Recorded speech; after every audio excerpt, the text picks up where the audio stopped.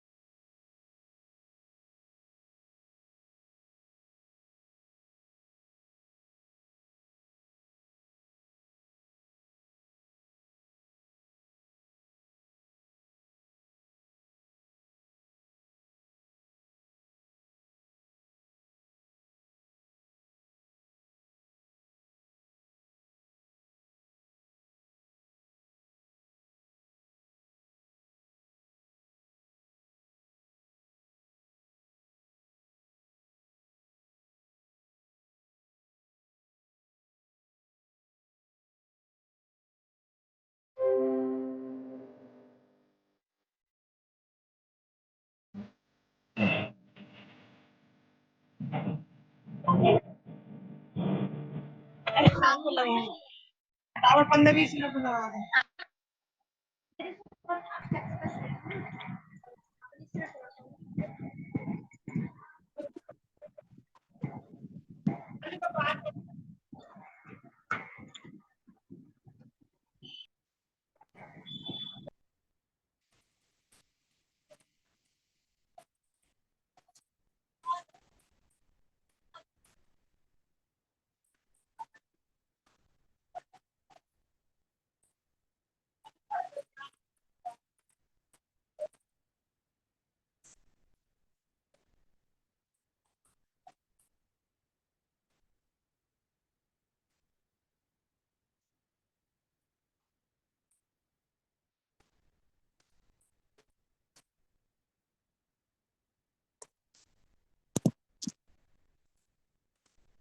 चलिए screen sharing कर दीजिए ईशान, प्रारंभ करते हैं आज की कक्षा। नमो हरिताणम नमो सिद्धाणम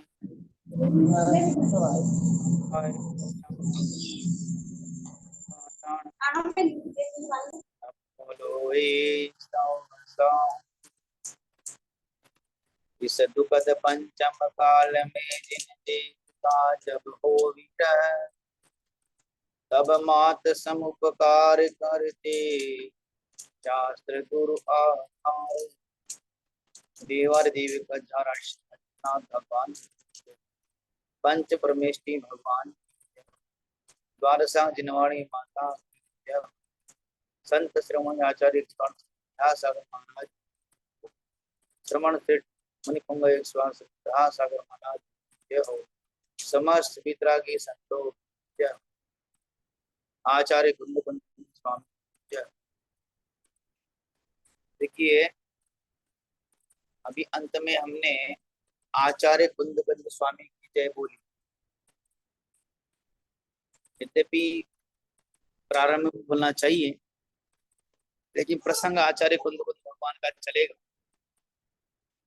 जैन दर्शन में बहुत से ऐसे आचार्य हुए हैं जिन्होंने अपने ज्ञान से अपनी लेखनी से जिनागम के विस्तार को जिनागम को समझाया। कुछ प्रमुख आचार्य हैं जैसे कुंद आचार्य हैं, अमृतचंद आचार्य हैं, जयसेन आचार्य और वीरसेन आचार्य भगवान है, समंत भद्राचार्य भगवान है, जो प्राचीन आचार्य उमा स्वामी जी महाराज।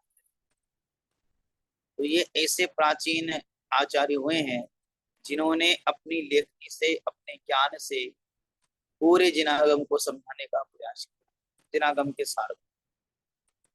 तो उसमें सभी आचार्यों में सर्वोत्कृष्ट एवं सर्वप्रथम नाम या निर्विवाद रूप से जिन आचार्यों के नाम पर, स्वरूप पर, चिंतन पर, विषय वस्तु पर किसी भी व्यक्ति को कोई विरोध नहीं है, ऐसे जगत पूज्य आचार्य कुंद कुंद स्वामी महाराज। ये आवाज बंद करो किसी की। कुंद कुंद स्वामी महाराज, इन पर आज चर्चा करेंगे। आचार्य कुंद कुंद स्वामी का बड़ी विनम्रता के साथ में नाम लिया जाता है एक श्लोक में, छंद में। मंगलम भगवान वीरो मंगलम गौतमो गणी और मंगलम कुंद कुंदारियो जैन धर्मो मंगलम। मतलब कुंद कुंद मंगलम भगवान वीरो, सर्वप्रथम किसको नमस्कार किया, किसको कौन मंगल करे? भगवान महावीर। भगवान महावीर लेने से समस्त आदिनाथ से लेकर महावीर 24 चंद्र को ग्रहण कर लिया। मंगलम गौतमो गणधरी, मंगलम भगवान वीरो मंगलम गौतमो गणी, अर्थात गौतम गणधर, तो सभी गणधरों को ले लिया। और मंगलम कुंद कुंदारियो, अर्थात कुंद कुंद आचार्य भगवान, तो यहाँ से समस्त आचार्यों को ले लिया, प्रतिनिधि के रूप में लिया कुंद कुंद स्वामी। तो यहाँ पर ऐसे कुंद कुंद स्वामी का बहुत महत्व है जिनागम। देखिए आचार्य कुंद कुंद आज से लगभग 2000 वर्ष पूर्व इस भारत भूमि पर अध्यात्म जगत के सर्वोपरि आचार्य हुए। क्या कहा यहाँ पर? कितने वर्ष पूर्व? 2000 वर्ष पूर्व। आज से 2000 वर्ष। आपके महान आध्यात्मिक चिंतन से संपूर्ण भारतीय मनीषा प्रभावित हुई और उसने एक अद्भुत जोड़ मोड़। यही कारण है कि आपके परवर्ती सभी आचार्यों ने अपने को आपकी परंपरा का आचार्य मानकर अपना गौरव माना है। क्या कहा है? जैसे हम किसी कोई महान व्यक्ति हमारे कुल परंपरा में जन्मे हो, कोई महान व्यक्ति जैसे कोई राष्ट्रपति हमारे कुल परंपरा में हुआ हो, या कोई मुनिराज हमारे कुल परंपरा में हुए हो, या कोई विशेष व्यक्ति हमारे कुल परंपरा में हुए हो, दादा बाबा में, जैसे गांधी जी के वंशज हो, शेख सुभाष चंद्र बोस जी के वंशज हो, आचार्य जैसे महाराज के वंशज हो, तो क्या कहते हैं अपन गर्व से कि हम उस परिवार के हैं, हम उस परंपरा के हैं। तो इसे ही जितने आचार्य भगवान आज तक हो रहे हैं हुए, वो सब अपने आप को गौरवान्वित अनुभव करते हैं और ये कहते हैं कि हम उन आचार्य परंपरा के हैं जिनकी मान्यता पूरे जगत में, अध्यात्म जगत में सर्वोपरि है। तो कौन से आचार्य हैं? आचार्य आचार्य कुंद कुंद स्वामी। ये माइक बंद करो, 2-3 लोगों की माइक खुले। बीना जी और ये बीना जैन, इसका आईफोन है, माइक बंद रखा करो। फिर खोल लिया, माइक बंद कर दो अपना।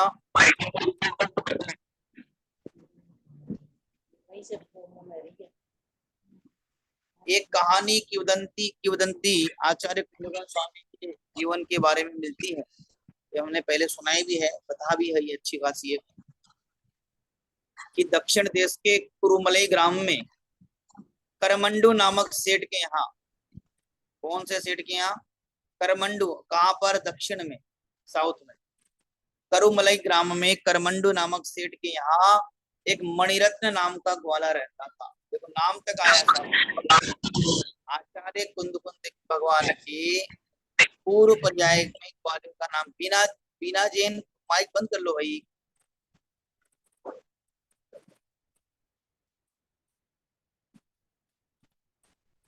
हमें समझ में नहीं आता ना कौन किसका, बस नाम लिखा आता है इस पे, तो बस तो आप नाम बोल देता हूँ तो आप समझ जाया करो कि किन के लिए बोला गया है, भाई ध्यान नहीं देता ना।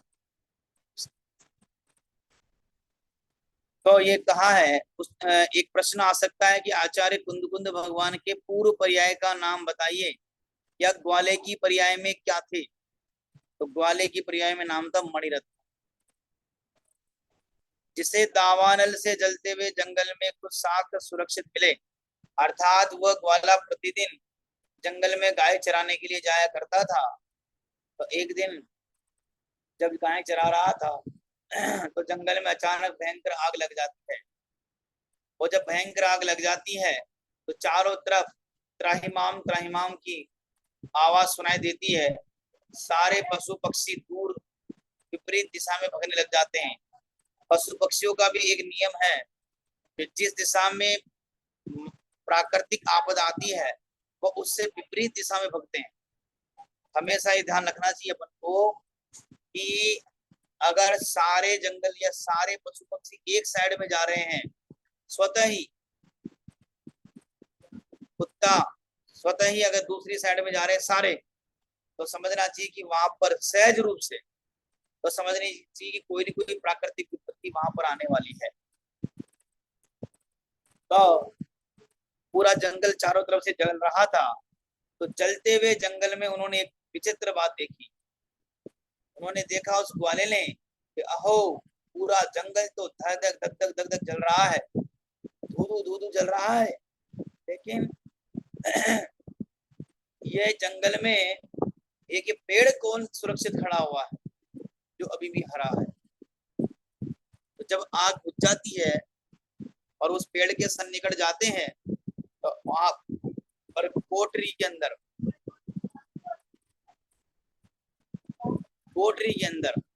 जो पौधे पेड़ की कोठरी होती है ना, बड़े पेड़ की, तो उसके अंदर एक ग्रंथ सुरक्षित मिलता है। तो ये विचार करके ग्वाला पूरा जंगल जिस आग में जल गया, तो ये पेड़ अगर सुरक्षित है, इसका मतलब है कि इन शास्त्र में इस पुस्तक में, वो तो शास्त्र तो क्या जाने, इस पुस्तक में कोई ना कोई विशेष बात है। ये चमत्कारी पुस्तक है। जब उसको हाथ में लेता है शास्त्री जी को, तो शास्त्री जी को पढ़ना तो जानता नहीं है क्योंकि ग्वाले की पर्याय है, लेकिन पढ़ना नहीं जान करके भी मन के अंदर ज्ञान के प्रति, शास्त्र के प्रति इतना विनय परिणाम आया कि आओ भले ही मैं इस ग्रंथ को पढ़ नहीं सकता, लेकिन कोई उचित मुनिराज या उचित व्यक्ति अगर मुझे दिखाई देंगे तो पढ़ने के लिए मैं ये ग्रंथ को समर्पित कर दूंगा। और वहां पर उस ग्रंथ को फेंका नहीं, बल्कि तो विनय परिणाम के साथ में अपने घर पे ला करके एक जगह सुरक्षित उसको विराजमान कर दिए। यद्यपि पूरी कथा इसमें नहीं है, लेकिन मैं पूरी कथा आपको सुनाने का प्रयास कर रहा हूँ। जब कुछ समय बीतता है, समय व्यतीत हो जाता है, तो उन नगर में एक आचार्य आते हैं। वो नाम मुझे ध्यान नहीं आ रहा है। एक आचार्य आते हैं वहां पर, और वो जंगल से गुजर के निकल चले जाते हैं। तो अचानक उनको देख करके, मुनिराज को देख करके ग्वाले के मन में भाव आता है कि अरे, मुझे लगता है कि जो मुझे वो जंगल में ग्रंथ मिला था, किताब मिली थी, यदि उस ग्रंथ का सबसे सच्चा, अगर सबसे सही कोई हकदार है तो ये मुनिराज, ये साधु लगते हैं। और वह उस ग्रंथ को ला करके जंगल में पीछा करते हुए मुनिराज जहाँ विराजमान हो गए, तो वहां जाकर के ससमय विनय प्रणाम से वहां पर उस शास्त्र को मुनिराज के कर कमलों में भेंट कर दिया। इसीलिए तो मुनिराज के हाथों में जिन्होंने और जैसे ही उन्होंने वो परिणाम कर कमलों में दिया, उसी समय ऐसा बंधन हुआ उनको, ज्ञान का तीव्र क्षयोत्सव का बंधन हुआ। जो बुद्धि ग्वाले जैसी थी, वो ऐसा बंधन किया कि आगामी भाव में इस युग के द्वितीय श्रुत केवली के नाम से, मतलब श्रुत केवली के नाम से प्रसिद्ध, या सर्वोपरि आचार्यों के नाम में प्रसिद्ध आचार्य। तो क्या, किस लिए? ज्ञान का फल। अभी तो मुनिराजों के हाथों में जिनवाणी भेंट की जाती मात्र, इसके अलावा और कोई भी वस्तु नहीं। पीछे कमंडल और जिनवाणी, बाकी और जो भी सामान लाकर आप देते हो, महाराज जी ने कल स्पष्ट कह दिया, इसका मतलब है कि आपके पाप में भागीदार बन रहे हो, उनके चरित्र में दोष लगाने के भागीदार। तो वो शास्त्र भेंट करके दे दिया, और इस पवित्र शास्त्र के दान के प्रभाव से वो ग्वाला सेठ के अगले भाव में, सेठ के घर में कुंद कुंद नामक, क्या नाम रखा पुत्र का? कुंद। जन्म स्थान के बारे में आता है आपका, जो आंध्र प्रदेश के अनंतपुर जिले में गुंटूकल स्टेशन से लगभग 4 मील दूर, आगे निकालो भाई, कौंड कुंद, लेकिन नाम ध्यान रखना है 2-3 चीज। कौंड कुंद अर्थात कुंद कुंदपुरम, जिसका दूसरा नाम है कुरुमलई। ये प्रश्न आ सकता है कि कुंद कुंद स्वामी का जन्म स्थान कौन सा है, तो कौंड कुंद भी लिख सकते हो, जिसका दूसरा नाम कुरुमलई था। ठीक है। कब हुआ जन्म? माघ शुक्ला पंचमी को कुंद कुंद स्वामी का जन्म हुआ, ईसा पूर्वी 108, मतलब अभी 2023 चल रही है और 108 और जोड़, कितने वर्ष पहले। जिन शासन की प्रभावना एवं आध्यात्मिक क्रांति की जन्म बूटी पीकर उसे साकार करने के लिए 11 वर्ष की अल्पायु में प्रश्न कुंद कुंद आचार्य जो बने, या कुंद कुंद जब मुनिराज बने, तो कितनी वर्ष की आयु में उन्होंने मुनि पद अंगीकार किया? तो सबसे कम 11 वर्ष की आयु, सबसे कम उम्र 11 वर्ष की अल्पायु। बताओ, 11 वर्ष में बहुत सारे बच्चे मंदिर तक के दर्शन नहीं करते, और यहाँ पर मुनिराज बने। और मुनि दीक्षा के समय का नाम पद्मनंदी रखा। बोध पाउड ग्रंथों के अनुसार आप आचार्य भद्र बाबू के शिष्य थे। इनके गुरु किनको माना गया? आचार्य भद्र। ठीक है। आप आयु के समझ में आता है कि आपने 11 वर्ष की अल्पायु में दीक्षा ले ली और 33 वर्ष तक मुनि पद पर, मतलब 11 वर्ष की आयु में मुनि दीक्षा, और वहां से जब 33 वर्ष तक की आयु इनकी हुई, मतलब 22 वर्ष तक।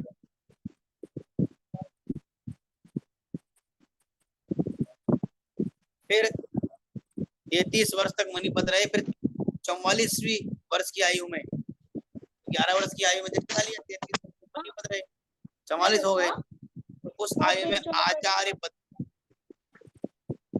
ऐसे नहीं मिला।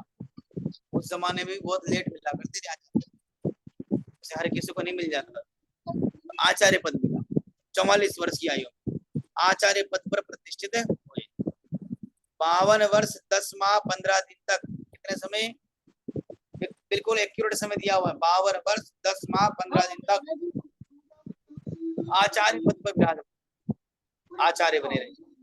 और इस प्रकार आचार्य कुंद कुंद स्वामी ने 95 वर्ष 10 माह 15 दिन की दीर्घायु पाई। बताओ,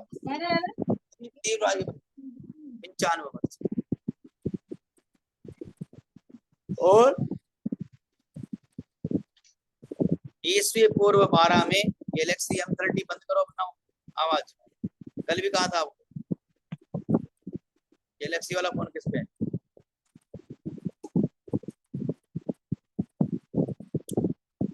और 52 वर्ष, लगभग 52 वर्ष या 53 वर्ष कुछ कम आचार्य पद पर रहे। और इस प्रकार कुंद कुंद स्वामी कितने वर्ष तक जीवित रहे? 95 वर्ष, लगभग 96 वर्ष ही हो गए, 2 माह 1.5 महीना कम रहा।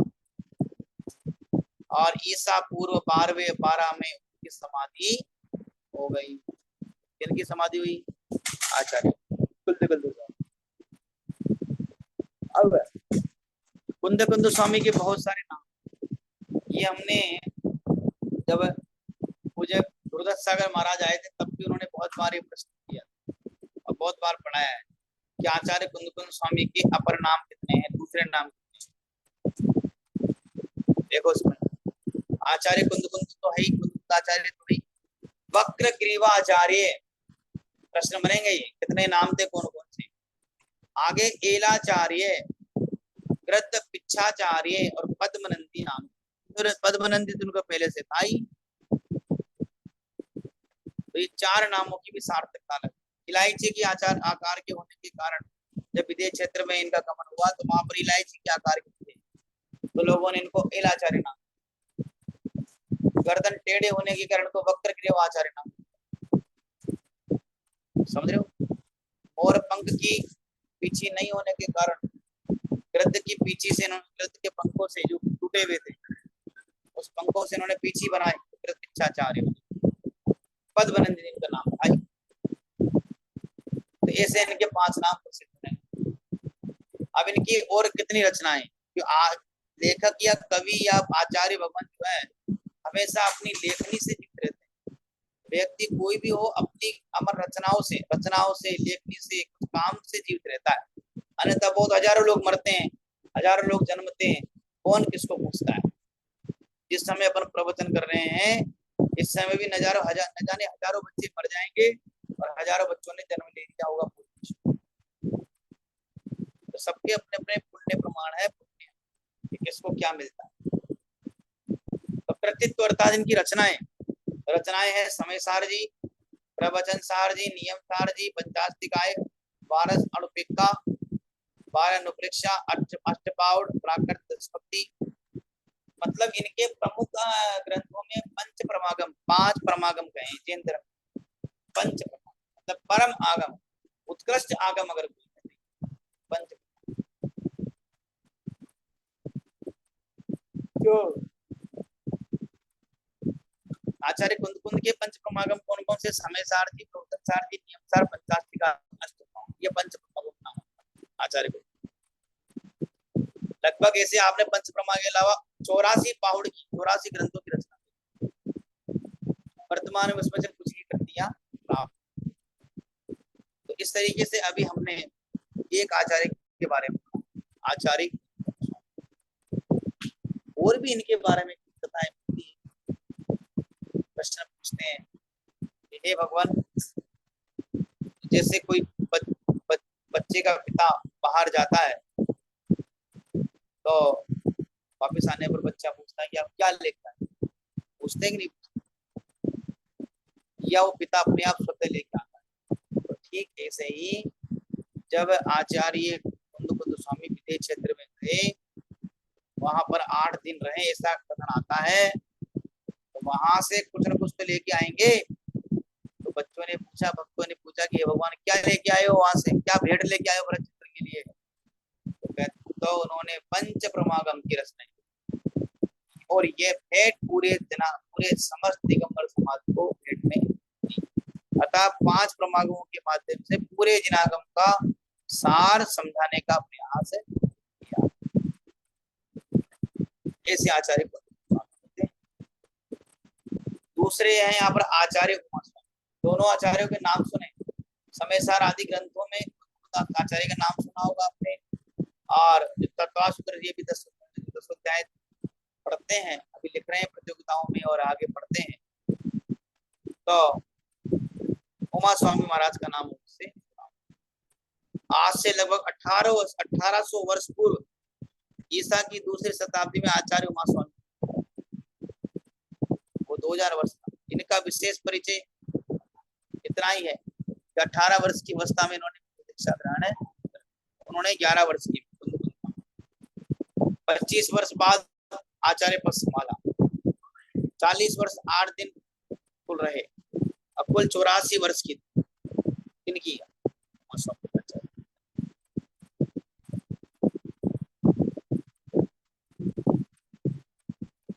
आचार्य उमा स्वामी आचार्य कुंद के शिष्य थे। तो वही परंपरा चलेगी। जब शिष्य मंडली में आपने प्रतिभा संपन्न अन्य शिष्य नहीं था, मतलब के शिष्यों में सबसे प्रमुख सबसे बड़ा शिष्य आप रिद्धि के प्रभाव से आकाश में भी चला करते, तभी तो वो वहां पहुंचे। ऐसा कथन आता है कि रिद्धि के प्रभाव से पहुंचे, और ऐसा कथन आता है कि देवों को कुतूहल हुआ था तो 2 देवता को वहां पर। इस तरीके से आचार्य स्वामी की जो मान्यता है ये दिगंबर और श्वेतांबर दोनों पर्याय में सामान्य रूप से। आचार्य उमा स्वामी गौरवशाली आचार्यों में से सतत आचार्य परंपरा में पूर्ण प्रमाणिकता प्राप्त। आपका तत्वासूत्र नामक सूत्र ग्रंथ इतना सुसंबंध और प्रामाणिक सिद्ध हुआ, भगवान महावीर की वाणी की तरह ये जैन दर्शन का आधार स्तंभ बन गए। मतलब उमा स्वामी महाराज ने जो ये ग्रंथ लिखा है, इसको चारों नियमों का सम्मिलित ग्रंथ समझा जाना चाहिए, या इस ग्रंथ को सबसे प्रमुख, सबसे मूल ग्रंथ जो आचार्य उमा स्वामी महाराज ने तत्वार्थ दर्शन है। आचार्य उमा स्वामी की मान्यता दिगंबर सितंबर दोनों में है। आचार्य उमा स्वामी गौरवशाली आचार्य में से हैं, जिन्हें समस्त आचार्य परंपरा में पूर्ण मान्यता प्राप्त है। आपका तत्वासूत्र नामक शुद्ध ग्रंथ इतना सुसंबद्ध प्रमाणिक सिद्ध हुआ, भगवान महावीर की द्वादशांग वाणी की तरह ये केंद्र का आधार है। आचार्य प्रभु उमा स्वामी नाम तत्वासूत्र की रचना के कारण बहुत ज्यादा प्रसिद्ध। जैसे हिंदुओं में गीता, बाइबलों में कुरान, मुस्लिमों में कुरान, ऐसे इनका अलग अलग ग्रंथों में अलग अलग धर्म अलग अलग महत्व होता है। वही महत्व, वही पुस्तक का महत्व, जैसे गीता का महत्व हिंदू में, ऐसा ही जैन दर्शन में सबसे ज्यादा महत्व इनका है। जैन दर्शन में सबसे ज्यादा महत्व उमा स्वामी का है। और जैन दर्शन में सबसे ज्यादा अगर प्रमुख कोई ग्रंथ है तो वो तत्वासूत्र ग्रंथ है। भगवान महावीर की द्वादशांग वाणी की तरह ये जैन दर्शन का आधार स्तंभ बने। आचार्य प्रभु उमा स्वामी का नाम तत्वासूत्र की रचना के कारण अजर अमर हो गया। किसी की रचना बहुत अजर अमर जाती है, हमेशा तक चलती है, तो उसके लेखक का नाम भी लोग हमेशा तक याद रखते। यह जैन ग्रंथों की गीता है, बाइबिल है, कुरान है। जिस प्रकार हिंदू धर्म में गीता है, ईसाई धर्म में बाइबिल और मुस्लिम धर्म में कुरान का महत्व किया जाता है, ऐसा ही महत्व आचार्य उमा स्वामी द्वारा रचित तत्वासूत्र को दिया जाता है। इस तरीके से अभी अपन ने दो आचार्यों के बारे में सामान्य चर्चा करी। विशेष तो बहुत हो सकती जितनी कर, लेकिन इनके जीवन परिचय के बारे में अपन सामान्य चर्चा ने। प्लस परीक्षा में कोई भी तरह का आचार्य के बारे में, किसी भी तरह के आचार्य भगवान के बारे में जीवन परिचय लिखने में आ सकता है, इसलिए आपको तैयार रहना चाहिए। अब अगर दोनों में से किसी को कुछ प्रश्न पूछना है तो ठीक, नहीं तो फिर क्लास करें।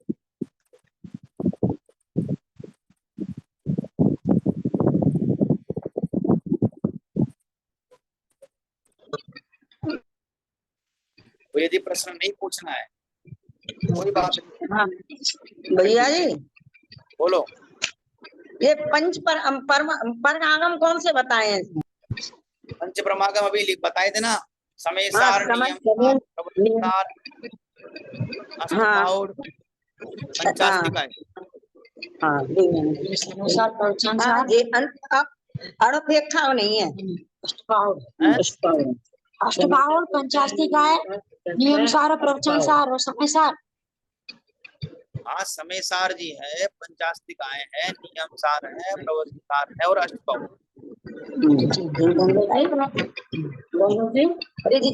समय सार, समय सार, प्रवचन सार, नियम सार, पंचास्तिका और अष्टभाव। मैंने बताया कि मैंने जीना है, ये तो ये मैंने बाबा पढ़ी ना, अभी शास्त्र में पढ़ी ये देने तो मैंने समझ ना पड़े ये समझना पड़े।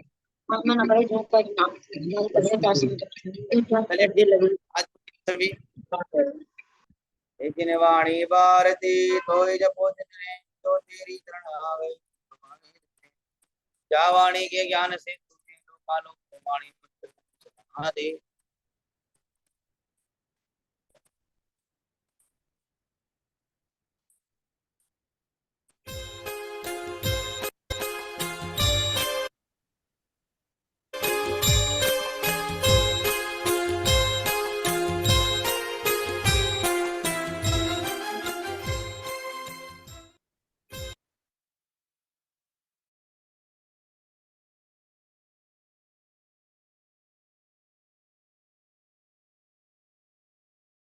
मंगल मंगल होए जगत में सब मंगलमय होए, मंगल मंगल होए जगत में सब मंगलमय होए। इस धरती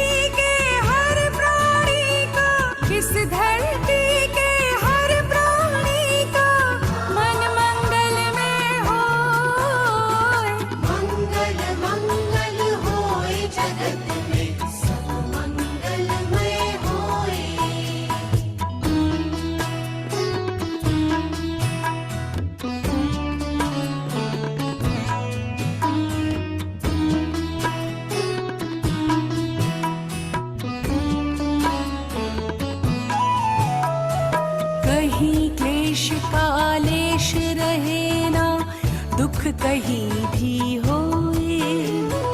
मन में चिंता भय न सतावे, रोग शोक नहीं होए।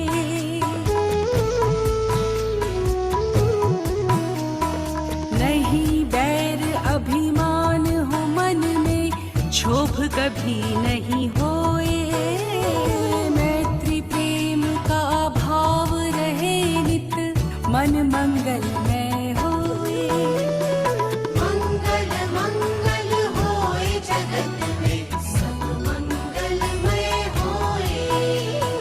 मंगल मंगल होए जगत में, सब मंगलमय होए।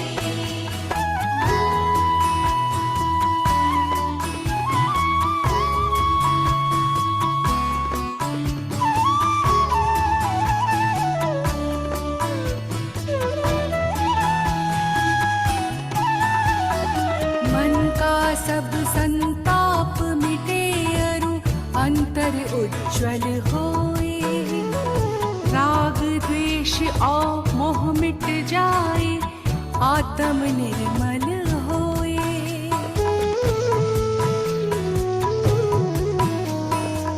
प्रभु का मंगल गान करे सब, पापों का क्षय हो।